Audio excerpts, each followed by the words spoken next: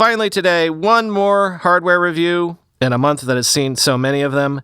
At The Verge, Dan Seifert says Apple's new HomePod Mini has a compact design, is priced accessibly, and Siri is fast and responsible, but as an actual speaker, it falls down a bit. It simply doesn't sound as good as similarly priced competitors. Quote, "It's smaller, simpler, and way less expensive than its bigger sibling, and thanks to Apple's work on Siri over the past few years, it can actually do more than the original when it launched. It's clear that Apple designed this to complement the larger HomePod. If you have an original in your living room, you can put the Mini in various other places in your home without having to invest as much money or take up as much shelf space. But the rest of the smart speaker world has obviously not stood still, and Amazon and Google have released the most compelling options in their respective lineups this year. While Siri has gotten better, it's still the HomePod Mini's Achilles heel. Well, that and the fact that you still need to be fully embedded in Apple's ecosystem to get the most out of it.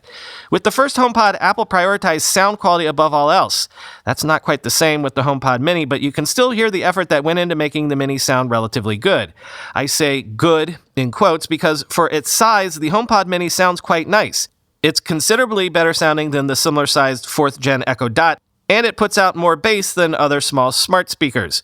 The key thing to notice is that the HomePod Mini outperforms other small smart speakers like the Echo Dot and Nest Mini, but it can't compete with larger speakers like the regular Echo, Nest Audio, or Sonos One.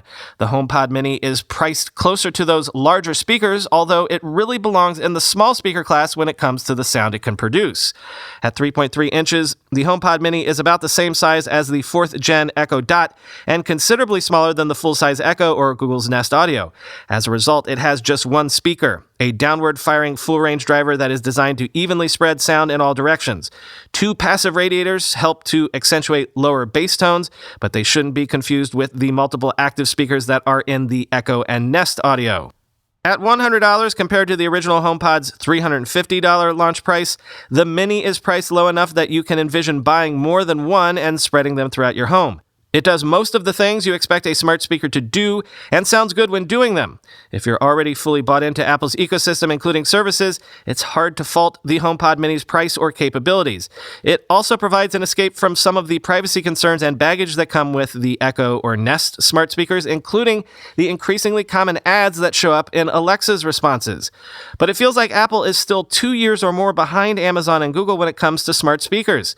And compared to the equally priced Echo and Nest Audio, the HomePod Mini struggles to keep up in both sound quality and features, end quote.